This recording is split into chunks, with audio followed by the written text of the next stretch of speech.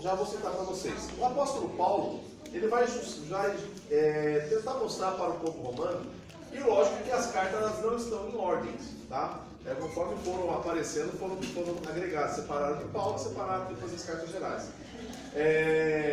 Quando ele começa, justamente nesse parte de Romanos, ele vai tentar mostrar para a igreja a questão de que a liberdade que os gentios têm agora, tá? Que Cristo veio para os judeus, só que os judeus rejeitaram. Então foi dada a liberdade aos gentios. Por isso que judeu, para salvação, como é difícil, não é? Porque querem seguir lei, porque é desde aquela época, não é? E até hoje, tem gente que eu falo assim, quando nós criamos a ONG do Instituto Cristão Liberdade, eu sempre falei para minha esposa assim, é algo que tem que ter liberdade, né? Por quê? Porque você é livre, dentro da graça você é livre. Só que muita gente não consegue entender essa liberdade. Porque é uma coisa bem diferente, a gente vai ver isso em Gálatas. O que é liberdade e o que é libertinagem. Tá? Liberdade é você ser livre. E quando eu falo, que nem eu falo em aula de filosofia, assim, a liberdade, ela tem regras. A liberdade, ela existe a ética e existe a moral. Por quê? A minha liberdade começa e vai até onde chega do outro. Eu não posso ultrapassar isso. Então existe uma regra, existe uma moral em cima disso. Quando a gente fala de libertinagem, é justamente, quer dizer, eu faço o que eu quiser. É o que eu penso, eu faço. E isso é errado.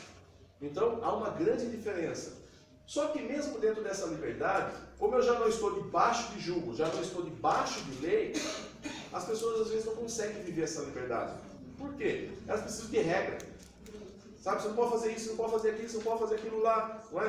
Tem que usar saia, não pode usar calça, tem que cortar, não pode cortar cabelo, não pode raspar, que nem uma macacamonga, né, que tinha antigamente. Não pode, né? Não pode usar maquiagem, não pode usar brinco, não pode fazer nada. Por quê? É mais fácil. É mais fácil do que ter vida espiritual. Por quê? Eu deixar de vestir uma roupa, estou fazendo um sacrifício, olha que bênção, não é? Eu vou pagar a minha salvação, então fica muito mais fácil do que você realmente ter a liberdade em Cristo, de você ser livre, não é? Aí o apóstolo Paulo ele diz, tudo me é lícito, mas nem tudo me convém. E é essa questão de eu trabalhar essa liberdade é que se torna complicado para alguns. Então muita gente prefere ficar debaixo de regras, prefere ficar debaixo da lei, porque não consegue trabalhar a liberdade. Aí o apóstolo Paulo ele vem justamente para mostrar isso, que você é livre. E os gentios entrou nessa liberdade, e porque Deus queria que essa liberdade funcionasse. E olha que interessante, só que a gente precisa tomar cuidado. Capítulo 11, verso 17. Ele diz assim, e se algum dos ramos foram quebrados, e tu, sendo zambujeiro, foste enxertado em lugar deles, feito participantes da raiz e da seiva da oliveira, não te glories contra os ramos. E se contra eles te gloriares, não és tu que sustenta a raiz, mas a raiz a ti. Dirás, pois, os ramos foram quebrados para que eu fosse enxertado. Está bem, pela sua incredulidade foram quebrados, e tu estás em pé, pela fé. Então não te ensoberbeças, mas teme. Porque se Deus não poupou os ramos naturais, teme que não te poupe a ti também. O que ele está querendo dizer? Havia a oliveira. O ramo foi quebrado. Os judeus não aceitaram. Foi quebrado. Aí pegou o zambujeiro. O que é o zambujeiro? Vocês são todos zambujeiros. Que fruto dá? Nenhum. Serve para quê? Nada. Para nada. Não dá fruto, não faz nada. Fazer sombra. Aí. Se tiver sem folha, acho que também não. Se não tiver folha, só serve para tacar fogo. Aí pronto. Quebra o zambujeiro e enxerta na oliveira. E esse galho agora vai fazer parte da oliveira. Mas ele faz parte porque ele pertence à raiz. E agora ele vai produzir fruto, mesmo não sendo daquilo. Ou seja, Deus quebrou a oliveira para que a gente pudesse ser enxertado. mesmo que nós não produzíssemos fruto e não tínhamos valor nenhum, serviríamos apenas para ser queimado. Mas Ele teve misericórdia e nos colocou, e agora a seiva que passa da oliveira passa por dentro de mim. E essa seiva, hoje eu posso dizer que eu faço parte dessa oliveira. E tanto isso é lindo quando você participa da ceia. Você mostra que você participa do corpo, que é a oliveira.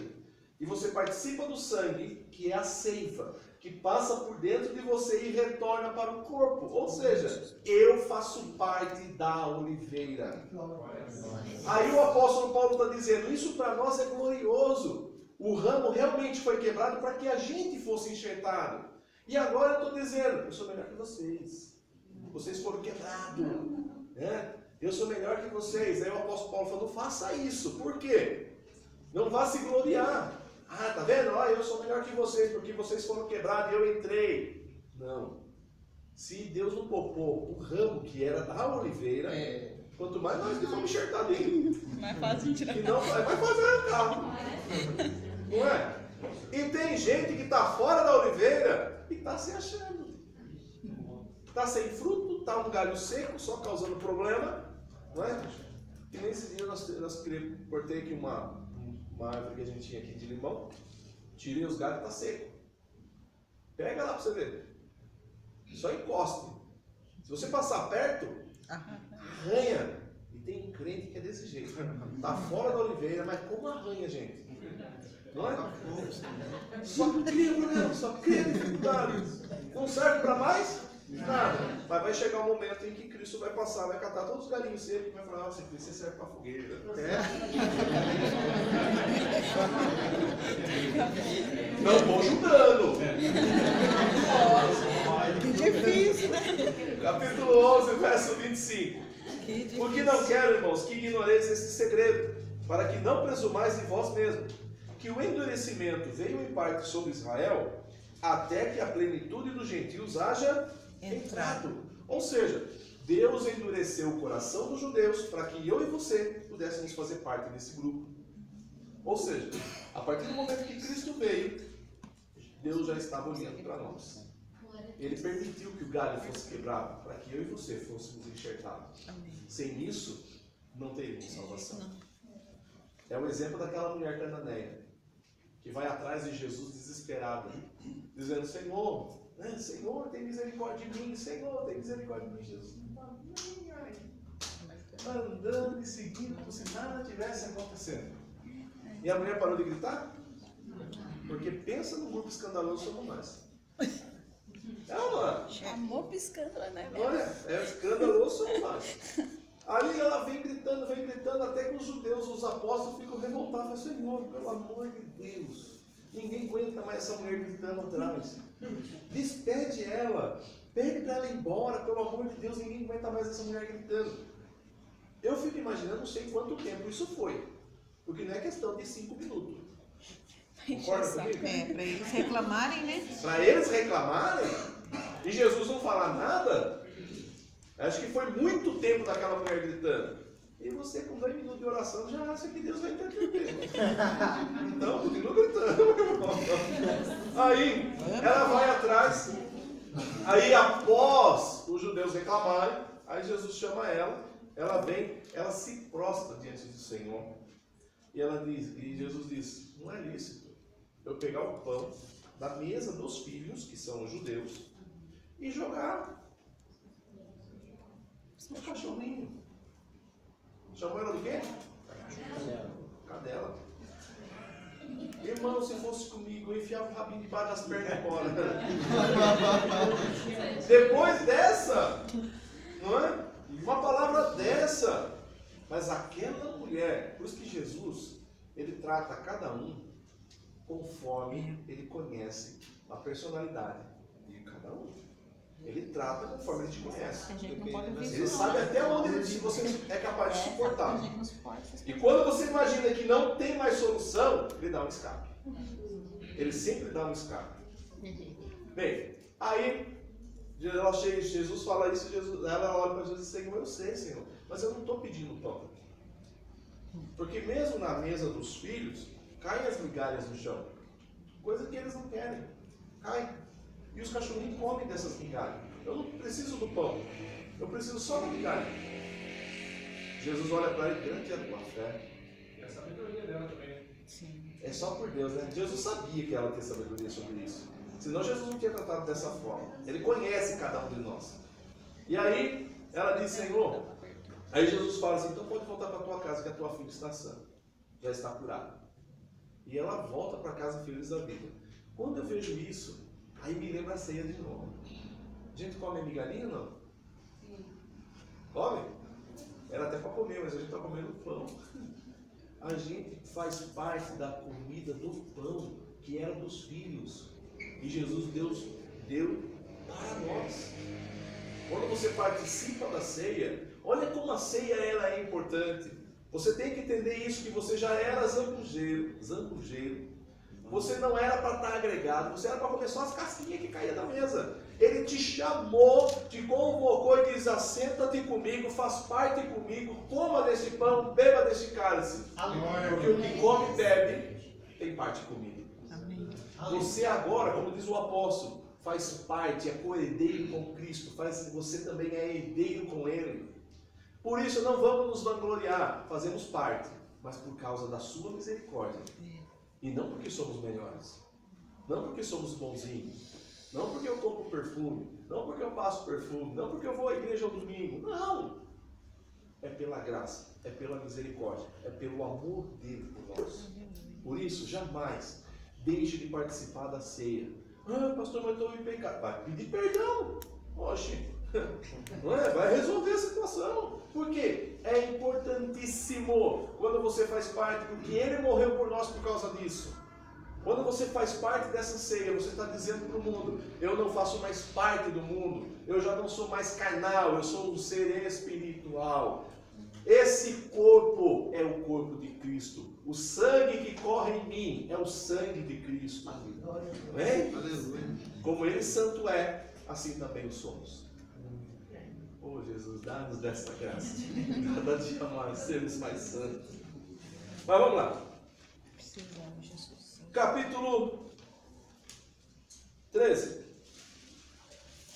Depois vocês vão ler com calma, tranquilidade. Assim espero. Submissão à autoridade. Aí vocês vão ver alguns pontos que também são polêmicos, tá? Primeiro, ele diz bem claro que nós devemos ser submissos às autoridades. Então vamos ler. Toda alma esteja sujeita às autoridades superiores, porque não há autoridade que não venha de Deus. E as autoridades que há fora, ordenadas por Deus. Por isso, quem resiste à autoridade, resiste à ordenação de Deus. E os que resistem trarão sobre si mesmo a... Então, peraí. Quer dizer que eu estou debaixo da autoridade da justiça ou do governo. Porque ele está dizendo que todo o governo é colocado por Deus. Não vem nenhuma autoridade se não for de Deus. Lembra quando foi Pilatos? Jesus foi levado a Pilatos? E Pilatos disse, eu tenho poder para te soltar. Mas esse poder só é dado porque Deus lhe deu. Você não tem poder de si mesmo. Foi Deus quem deu. Então essa autoridade, quem dá é Deus. Então quer dizer, mesmo estando lá, os governantes, eles estão na autoridade de Deus.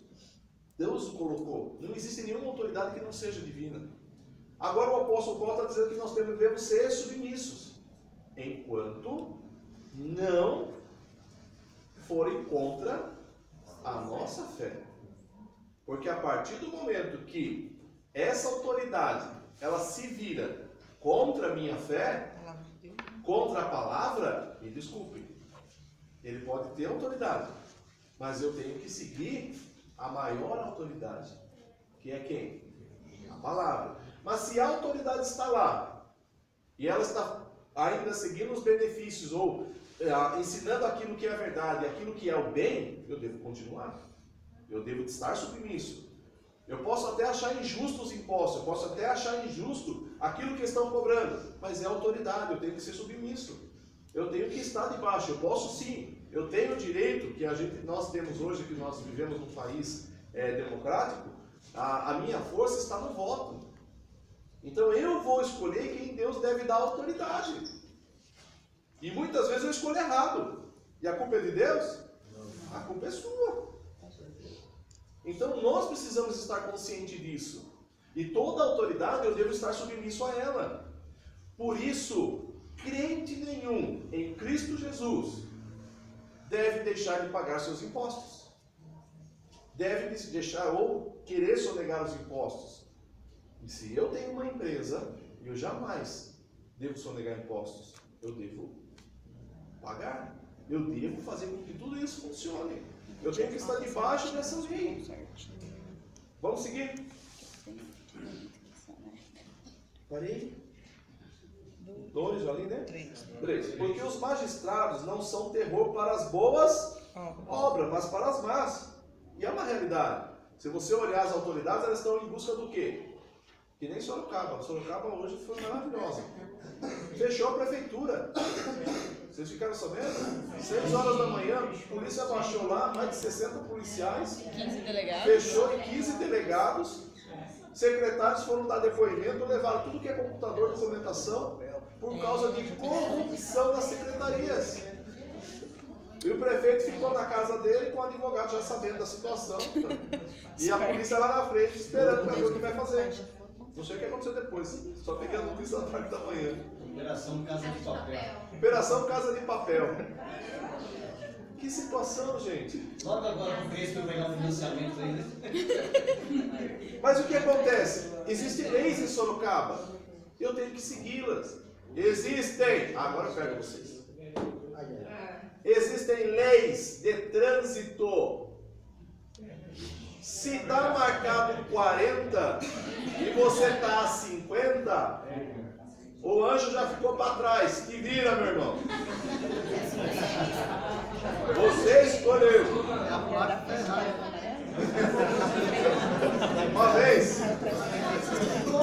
Uma vez vocês não ficaram bravos comigo, porque aconteceu o seguinte: a estrada era 120. O pastor fez uma ultrapassagem onde não podia, a mais de 140. Bateu de frente com o caminhão. Aí morreu ele, morreu a família, foi uma situação complicada. Aí os irmãos, não, porque ele foi para a glória, porque está com Cristo. E eu falei assim, ó Jesus, amado. Por quê? A lei, se a pista está lá, a faixinha é contínua, eu posso ultrapassar? Eu sou cristão. Mas ele arrependeu. Na hora que falou. Nada por isso. Então, nós precisamos estar atentos. E eu falo, uma vez eu acho que eu fui testado por um pastor. Ele falou, não, vamos para Votorantim. Eu falei, vamos, pastor, de manhã cedo. Aí vamos lá, eu peguei a pista para Votorantim e ele do meu lado. Ele estava sem carro. Aí ele pegou e falou assim, irmão, aí onde a gente ia, ficava num canto do lado de cá. Ele falou assim, irmão, entra aqui, ó. Aí eu vi lá, ponto retorno, proibido. Pode entrar, irmão, pode entrar, não está vindo carro. Eu falei, pastor, me desculpa. Mas o ponto retorno é lá na frente. Não há problema. Eu não vou fazer coisa errada. Aí eu continuei. Irmão, mas você é bobo mesmo, não é? Mas ele estava me testando, irmão. Estava me testando, eu queria assim, tá? Então, por quê? Será que o meu obreiro realmente é sincero? Será que o meu obreiro realmente está seguindo o que tem que ser? Faz o teste, irmão. Se você é pastor, já faz o teste. Pega a carona. Melhor não, vai descobrir umas coisas. Se lá está marcando 60 e o camarada vai a 80, já disciplina, já tira até do cargo. Não está obedecendo, irmão. Concordam? Concordam? Primeiro, andar sem carta. Carta vencida. Documento do carro vencido. Sem documento do carro. Às vezes esquece. O carro. De vez em quando a gente esquece. Eu vou parar por aí. Fala da faixa da esquerda. Só não vale dar certo na pastora acabando. Motoqueiro que abre o escapamento. Aí é Não posso perturbação. julgar. Mas olha, eu acho que lá no inferno vai ter uma moto especial para enfiar o ouvido dele lá. Vai ter um monte de demônio dando acelerado.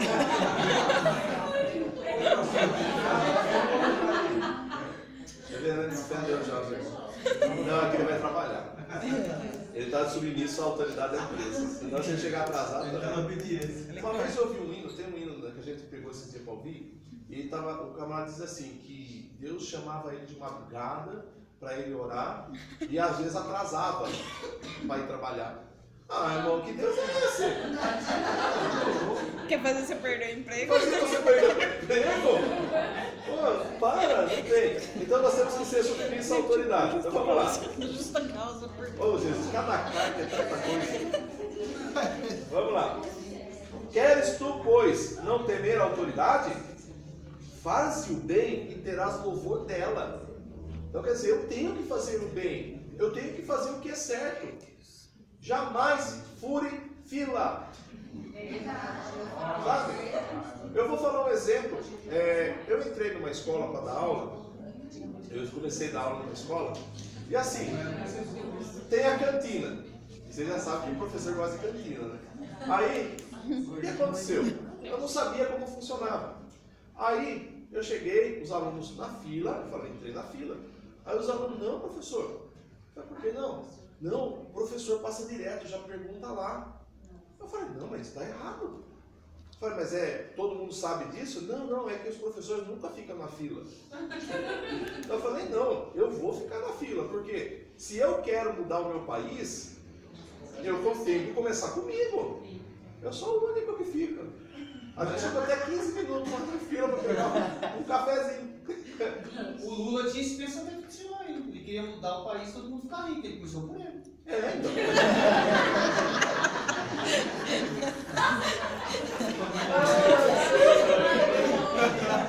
Segundo a nossa prova, já virou imperador já. Isso aqui é do século XXI. Eu falo a verdade, vocês nunca se divertiram tanto na teologia, né? Essa me deixou pra pegar. Vamos lá agora é sério. Vamos. Agora é sério. Agora. Verso 4. Porque ela é ministro de Deus para o teu bem, as autoridades. Mas se fizeres o mal, teme, pois não traz de balde a espada, porque é ministro de Deus e vingador para castigar o que faz mal. Peraí, espada faz o quê? Hã? Mata. A espada, ela mata. A espada para os judeus ou para aquele povo romano era a morte. Ou seja, a autoridade, ela tem direito à pena de morte. Para aqueles que fazem o mal, o governo tem essa autoridade. E através disso, alguns países têm a pena de morte, mesmo sendo cristãos. Eles têm a pena de morte porque eles entendem. Porque o que diz aí, que é ministro de Deus e vingador para castigar o que faz o mal. Então quer dizer que a pena de morte, ela pode existir, lógico, dentro da justiça.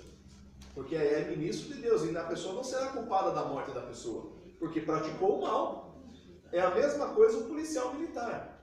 Se ele entra num confronto contra ladrões, ele vai com a Bíblia lá. Não, eu vou falar do amor para vocês.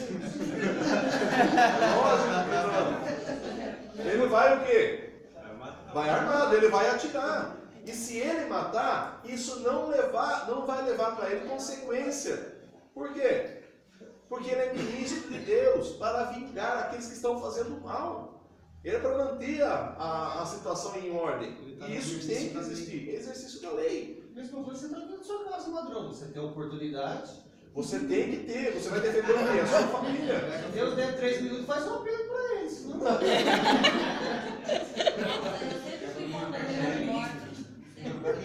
Então assim, eu acho... existem situações que eu falo assim, se apoiar a pena de morte, ela é complicada, porque, infelizmente, no nosso país, a gente sabe que não existe justiça. Não é justiça. Então, como que eu vou falar que tem que existir pena de morte, se existem muitas pessoas presas injustamente? Injustamente. Então eu falo assim, a gente tem que tomar muito cuidado quando a gente fala em questão de pena de morte. Lógico, existe uma cultura em países aí afora que a cultura é totalmente diferente.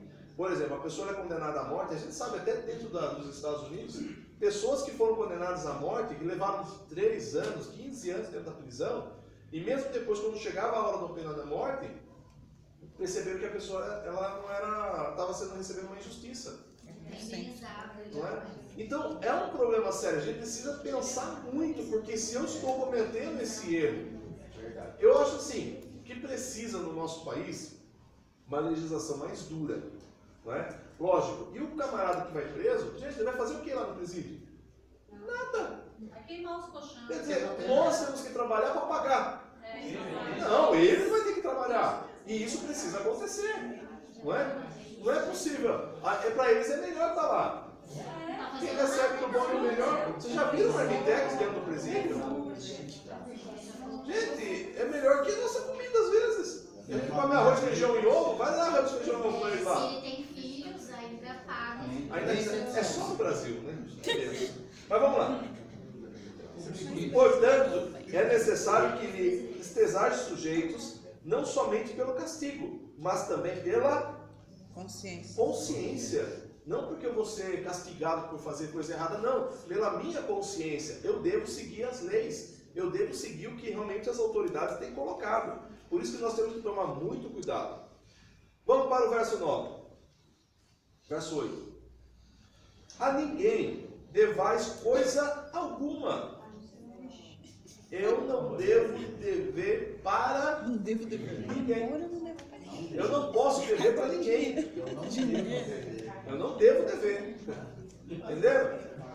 Ah, mas eu emprestei do irmão. Pague. Como assim? Como que eu vou fazer? Pague.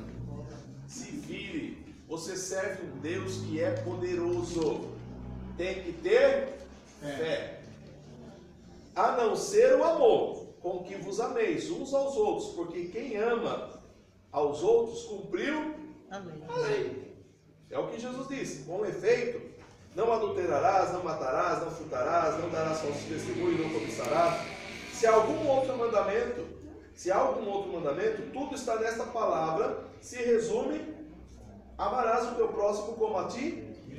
Se eu amo o meu próximo, isso dá um estudo profundo. Por quê? Se eu amo o meu próximo, eu não vou retirar dele além daquilo que é necessário. Por exemplo, eu comprei uma roupa, sei lá, uma calça, por R$20. Eu vou vender por irmão 50. É justo? Isso é amor? Como é complicado, né? Então, se eu pagar os 50, a gente vai amar ele. Então vamos lá. Verso 13. Andemos honestamente, como de dia, não em glutonarias, nem em bebedeiras, nem em desonestidades, nem em dissoluções, nem em contendas e inveja, mas revestivos do Senhor Jesus Cristo e tenhais cuidado da carne e em suas concupiscências. Ou seja, eu tenho que ter uma vida equilibrada. Sabe, o equilíbrio tem que fazer parte da nossa vida, do nosso dia a dia. Capítulo 16, verso 20. Olha, o senhor está rápido. E o Deus de paz, quem? O Deus de paz esmagará em breve Satanás debaixo dos vossos pés. Quem é que vai esmagar então? Jesus. Ah, o Deus de paz, né? Já viram aquela história? Irmão, esmaga a cabeça da serpente. Quem sou eu? Quem é que vai fazer isso? Por isso, eu já vi muita gente às vezes fazendo oração. Vamos orar para Deus amarrar o diabo. Então vamos orar isso, irmão. Já era para ter orado há quase 2000 anos atrás. Olha quanta coisa poderia ter livrado. A minha versão fala assim: em breve o Deus da paz esmagará Satanás debaixo dos pés de vocês. Olha que benção. Quem vai esmagar? Quem? Deus. Deus. E você vai fazer o quê? Debaixo dos meus pés? vai ser debaixo dos seus Debaixo dos pés. pés do Senhor. Então, isso acontece hoje? Não. Ele está dizendo quando? Em breve. Em breve. Então, estou esmagando já hoje? Não. Porque senão, se estivesse esmagando, ele não estaria dando tanta dor de cabeça para a gente. Então, isso vai acontecer. Quando? Em breve. Quando Cristo vier, o Deus de paz vier. E aí haverá um milênio de paz. E depois ele vai esmagar. Isso tudo ainda vai ter tempo. Eu não faço nada sem ele. Por isso eu dizer, eu vou esmagar a cabeça da serpente, faz aquele alvoroço. Eu falo, Jesus, não tem misericórdia. Já está tirando até a autoridade de Deus. Porque ele mesmo está dizendo que vai. É cutucar a onça com a vara curta, né? Você tem poder contra ele? Se não vier de Deus? Então isso vai acontecer, mas não somos nós. Vai ser Deus. E ele vai estar debaixo dos nossos pés. E isso acontecerá lá no final. Em breve. Quando é? O apóstolo Paulo falou quando? Não. Vamos esperar. O pastor Paulo não falou nem onde ele está. Paulo não falou nem onde ele está. Nem falou onde ele estava, né? Tem que Tá errado desde aí. Verso 22. Eu quis esta carta escrevi. Vos saúdo do Senhor. Quem escreveu a carta? E por que a gente está falando que é de Paulo? Porque Paulo não escreveu, ele apenas falou. E Tércio escreveu. Alguns alegam que talvez Paulo estivesse doente, porque teve um período que ele ficou doente, e aí Tércio então escrevia. Por que Paulo ficou doente? Por que Paulo ficou preso para poder escrever, gente? Muitas vezes Deus separa a gente e deixa a gente doente porque ele tem algum propósito. E às vezes você ora e cura. Deus tem algum propósito. Eu vou falar um exemplo de um irmão que ele contou esses dias, há um tempo já atrás, que ele ficou doente e ninguém sabia o que era, a situação ficou apertada e foi levado para o hospital. Chegou lá no hospital, os médicos começaram a fazer a bateria de exame e tudo, e não conseguia descobrir o que era, e ele muito mal. E lá no hospital, tinha um médico que tratou dele. E aí esse médico começou a conversar com ele. O médico tinha um filho que estava nas drogas e tudo mais e tal. E ele começou a evangelizar o médico. Começou a evangelizar o médico, ganhou o médico para Jesus.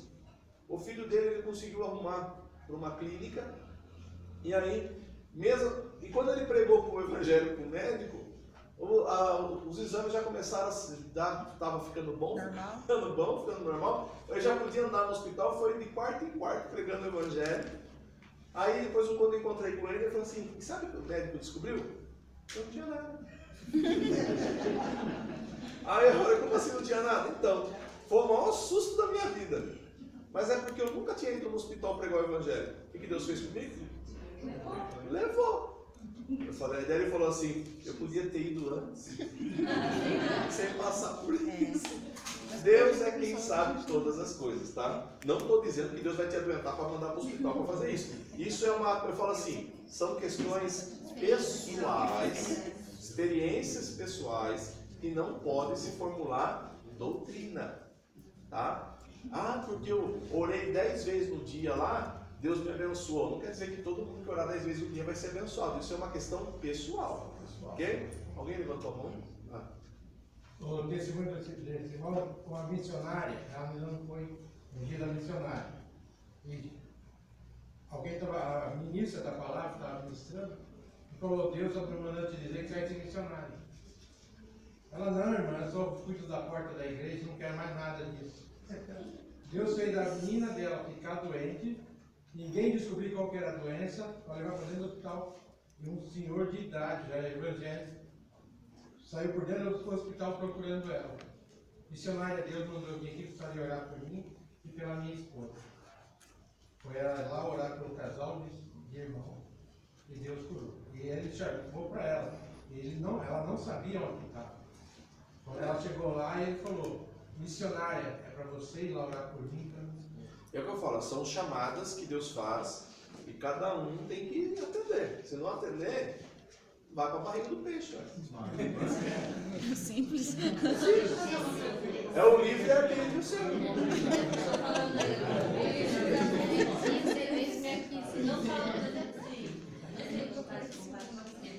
Isso não vai acontecer. Deus queira. Não vai. Não vai acontecer. uma quantidade de filhos suficiente, né? E Deus chegar e falar assim pra mim, que não vou falar que vai me dar mais um filho. Eu posso falar, eu não quero, eu de jeito nenhum. Olha, irmã. Isso vai ter uma consequência, tá? Sim, lógico. É isso que eu queria entender. Há consequências. Não Por quê? falaram pra mim, gente, calma. Toda escolha. Não vai comigo. Agora, o problema será se for do Espírito Santo, né? É porque assim, pode acontecer? Pode. Só que toda escolha existe consequências. É que eu falo, existe o livre-arbítrio. Só que toda escolha que eu faço pode existir consequências. Por quê? Às vezes Deus tem um propósito. E eu posso ser escolhido para algo. Então pode acontecer que nem eu conheço um casal, o marido foi operado, a esposa foi operada e ficou grávida. Aí, gente, vocês não sabem o rebu que deu. Porque ele acusava a mulher, mas só que a mulher também era. Já tinha feito. Né? Ela já tinha feito Ela tinha fez feito a cesárea e já fez a cesárea, já fez a laqueadura. e ele também Cara, já fez tinha feito a vasectomia. vasectomia. É sério, os dois já tinham Gente, feito. é sério. Aí, e de repente ela ficou grávida. E ele tinha certeza que não era dele. E ela tinha certeza que ela estava sem problema nenhum, que ela não ia ter mais filho. Ficou grávida. E os dois já com certa idade já. Não é? E aí ele chegou, a gente foi um dia, a gente se encontrou, viu a menina dele, né? Aí ele olhou assim pra mim e falou assim, ó, eles fizeram exame de DNA e tudo. Aí descobriram que uma laqueadura não funcionou e um dele também não funcionou. Então aí o que aconteceu? Ele falou assim, olha essa menina aqui, isso aqui é de Deus. Isso aqui é de Deus. Depois de tudo acontecido. Por quê? Esse foi. Depois de tudo acontecido, lógico, né? Que podia ser de qualquer um, mas agora Deus, mas Mas a vamos família lá. ainda tinha. Ou seja, Deus, ele faz com cada um, eu falei, até onde você suporta. Jonas suportava até ficar dentro da barriga do peixe. Ele manteve lá até a hora que Jonas se arrependeu. 3 dias só. O escritor C.S. Lewis, ele fala, né, que Deus, ele fala com seus filhos, mas se seus filhos não ouvem, ele aumenta o som com o amplificador da dor. Quem que fala? C.S. Lewis. É o C.S. Lewis que fala, né? Que Deus, ele tem um amplificador, ele fala com você. Se você não ouvir, ele amplifica a dor, o volume. Aí você ouve. Né? C.S. Lewis falava. Vamos começar. O que significa doxologia? É adoração. Adoração. Adoração. Se eu não me falha a memória, é adoração. Tá? Me ajuda aí. Fica escrito a doxologia. Aonde? Do 25 ao 27. 16, capítulo 16, do 25 ao 27. Isso, porque é aquele que é poderoso para nos confirmar segundo o meu evangelho, a pregação, quer dizer, ele está exaltando já, né? Ao Deus eterno de todas as nações, para a obediência da fé, ao único Deus sábio, seja dada a glória por Jesus Cristo para todos sempre. Amém. Acredito que é adoração mesmo. É uma expressão poética e musical de louvor a Deus, vem do grego. Aí, uma expressão poética de louvor a Deus, uma adoração. Vamos lá, Coríntios. Perguntinha, pastor. No começo de Romanos, não voltando, mas quando ele fala lá que o Evangelho é o poder de Deus para a salvação dos judeus e também Dos gregos. Esse gregos que ele fala é uma referência aos gentios ou é aos gregos? Não? Sim, é referência aos gentios.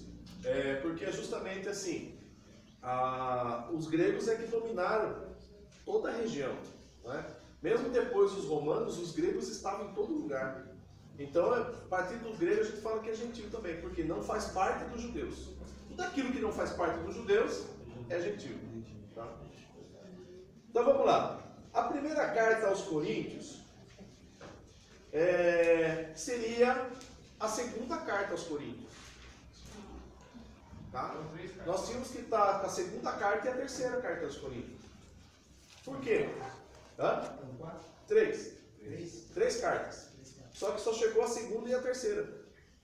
Só que para vocês chegou primeira e segunda. Porque a primeira carta se perdeu.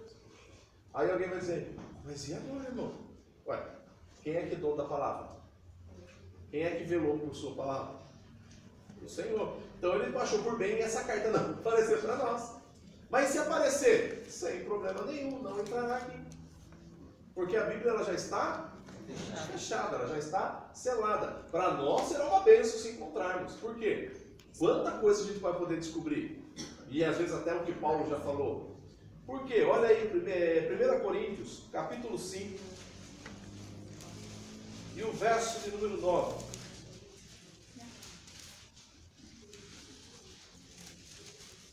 Espera aí, eu acho que eu peguei errado.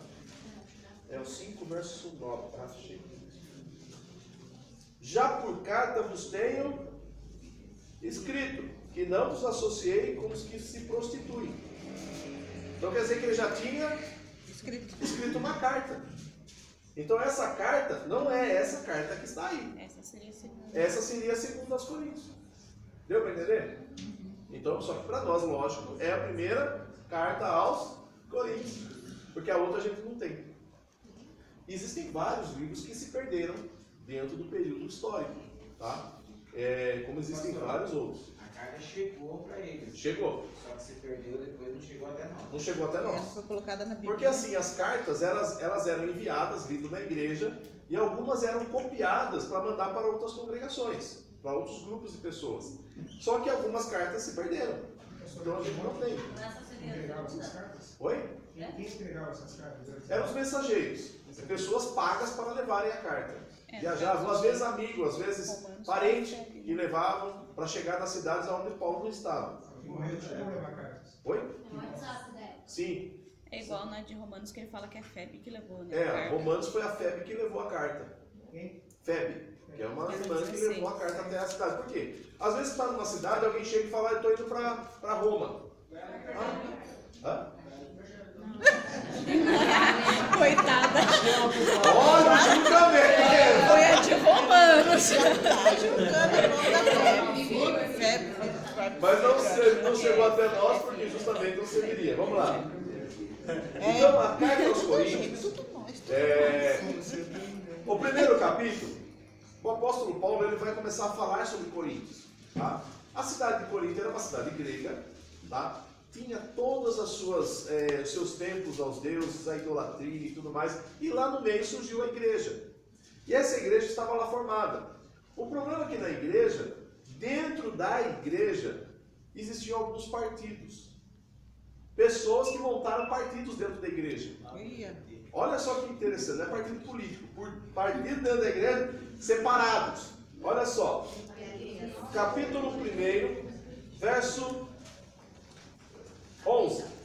Porque a respeito de vós, irmãos meus, me foi comunicado, alguém levou a notícia para Paulo, pelos da família de Cloe, ele já entregou quem?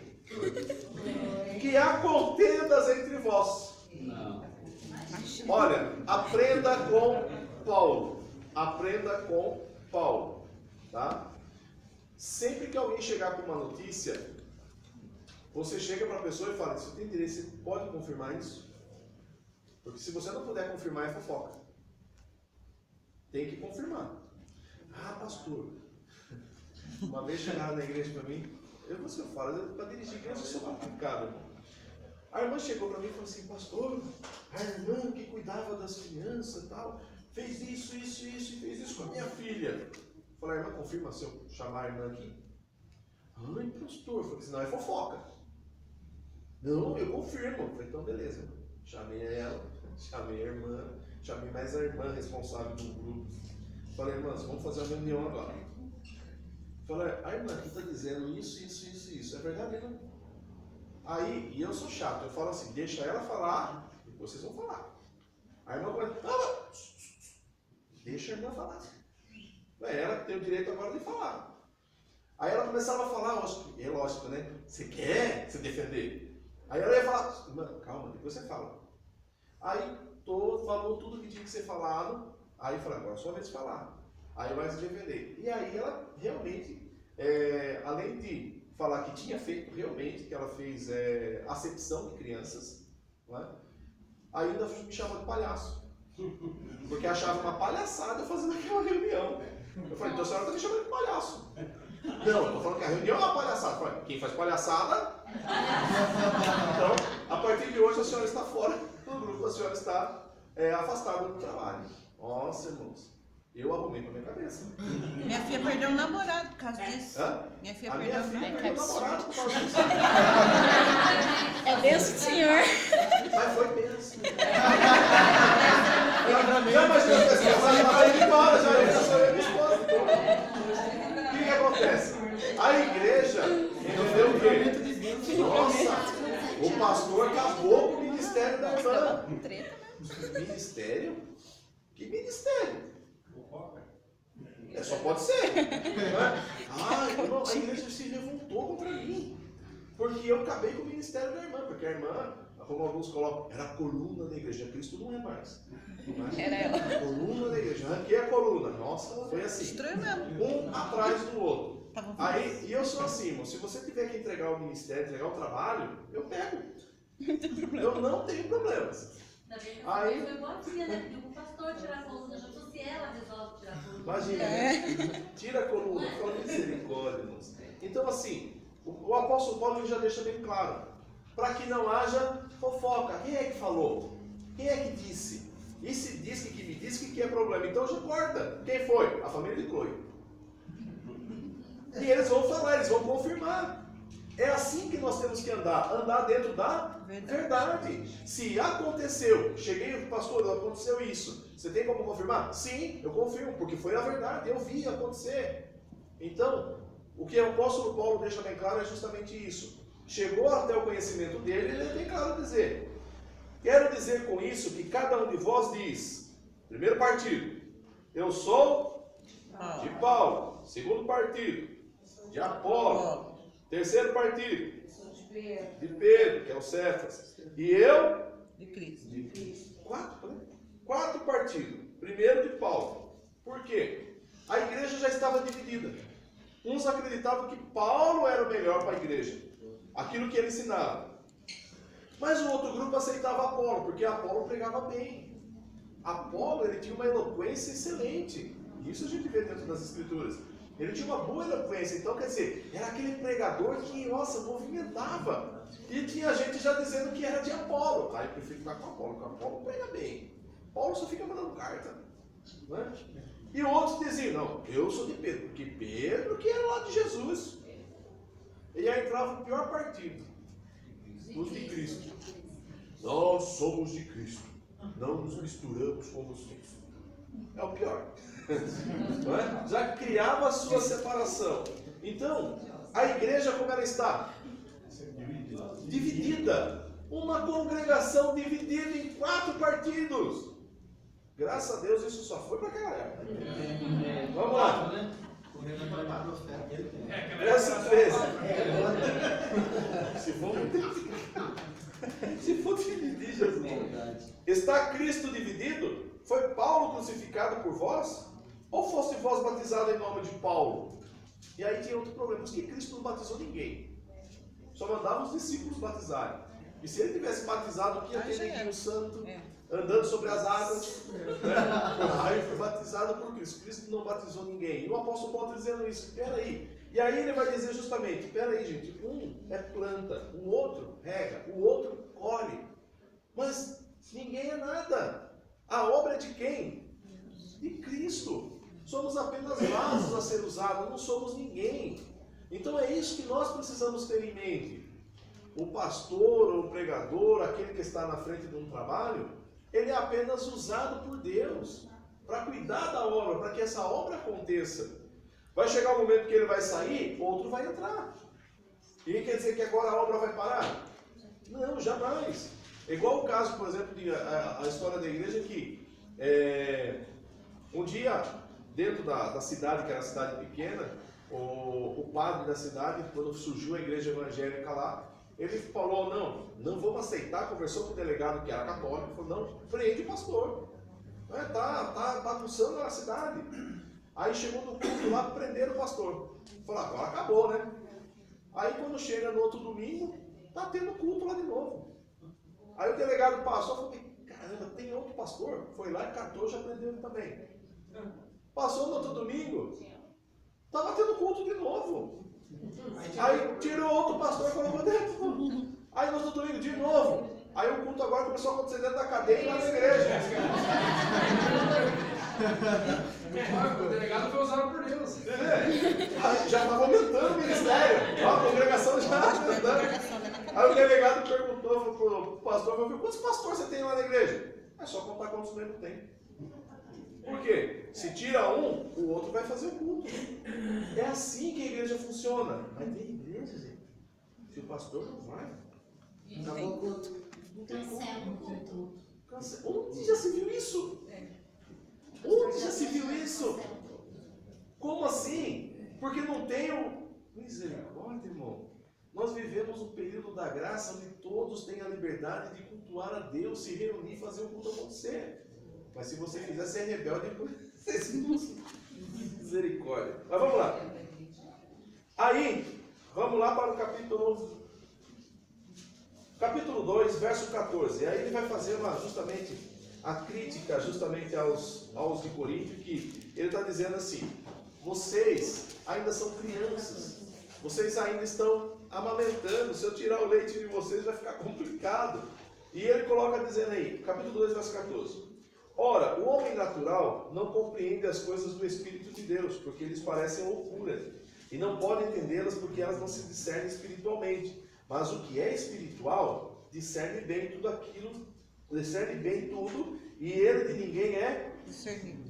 Porque quem conheceu a mente do Senhor para que possa instruí-lo?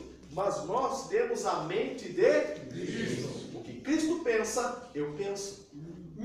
Jesus tem misericórdia. Eu tenho a mente de Cristo. As minhas atitudes são pensando como Cristo pensou. Amém?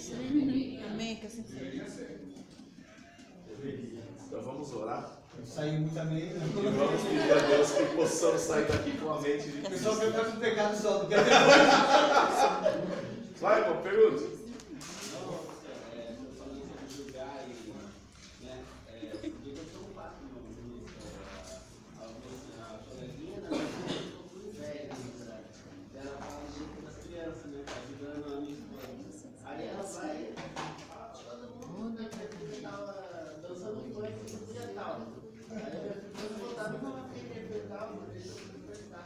Aí na hora que eu fui perguntar para o irmão, deu a benção para cantar. E era verdade. Fomos no shopping ontem, nossa, foi muito gostoso, para a família do shopping, fui no cinema, tudo. Aí caiu por terra, tudo mentira. Não vou nem chamar, não. Então é complicado. Então assim, o apóstolo nos ensina. Lógico que não vai dar para a gente entrar, porque já passou o horário. Mas vamos sair daqui com a mente de Cristo, amém? Amém? Amém. Vamos orar e vamos pedir a Deus a mente de Cristo para nós. Que possamos passar mais uma semana pensando como Ele pensa. Alguma dúvida? Nenhuma? Amém. Glória a Deus. Pode orar, né, pastor? Listinha? Pode, tudo responde. Oremos então. Querido Deus, nós te agradecemos e louvamos o teu nome por tudo que o Senhor tem feito por nós, tem nos abençoado. Obrigado, Jesus, nos dando entendimento, graça da tua palavra. Ajuda os teus servos, Senhor, para que cada um possa entender, Senhor. Ó Deus querido, nos ajuda a ter a tua mente, Senhor, sobre nós. Que possamos, Senhor, discernir espiritualmente, possamos ser espirituais, Senhor, e ter a tua mente para em todas as coisas tomar, Senhor, aquilo que é a verdade, buscar aquilo que é sincero. Ó Deus querido e eterno, pedimos a ti, confiante na tua palavra, no teu amor, rogando a tua misericórdia desde agora e para todo sempre. Amém. Amém. Deus abençoe e até a próxima aula, se Deus quiser. Amém.